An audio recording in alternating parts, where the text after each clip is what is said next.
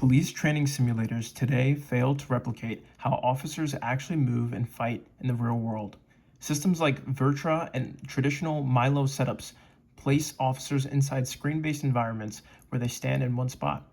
They cannot move room to room, lean against walls, or practice real room clearing techniques.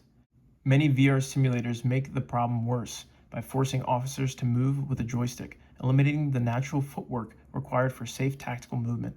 As a result, officers train in environments that do not match real-world conditions. Inter-Reality Combat Sports, or IRCS, solves this tactical physical disconnect. IRCS is a mixed reality combat arena that combines physical structures with virtual environments. Players wear VR headsets while moving through a real modular arena made of walls, doorways, and cover points that perfectly match the virtual map.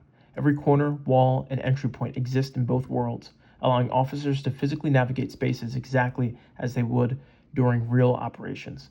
This creates muscle memory that traditional simulators cannot provide. Our primary customers are police departments, beginning with Daytona Beach Police Department.